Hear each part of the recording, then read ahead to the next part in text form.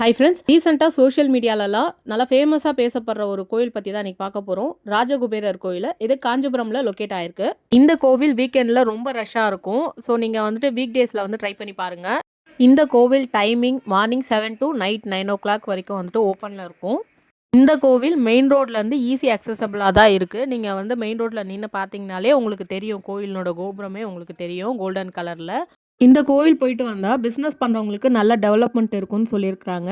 அப்புறம் கடன் பிரச்சனை ஏதாச்சும் இருந்துச்சுன்னா அதுவும் வந்து தீர்ந்துடும் அப்படின்னு சொல்லியிருக்காங்க அங்கே. கோவிலுக்கு உள்ளே போனதுக்கப்புறம் நமக்கு செல்ஃபோன் அலோட் கிடையாது. ஸோ ஃபோட்டோஸ்லாம் அந்த மாதிரி எதுவும் வந்து எடுக்க முடியாது கோவில் உள்ள. கோவில் உள்ளவே அர்ச்சனை தட்டு வாங்குறதுக்கான கவுண்டர்ஸ், அப்புறம் வந்துட்டு பிரசாதம் வாங்குறதுக்கான கவுண்டர், அப்புறம் ஃப்ரீயாக வந்து அன்னப்பிரசாதம் வந்து போட்டுட்ருக்குறாங்க அங்கே. எல்லா நாள்லேயும் இருக்கா என்னன்னு தெரியல. நாங்கள் போனப்போ கொடுத்துட்ருந்தாங்க.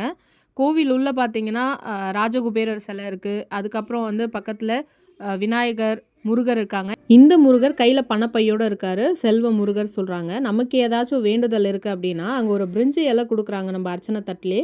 நம்மளோட வேண்டுதல் என்னவோ அந்த இலையில எழுதி அங்கே வச்சுருக்க பாக்ஸில் வந்து போட்டோன்னா அது நடக்கும் அப்படின்னு சொல்கிறாங்க.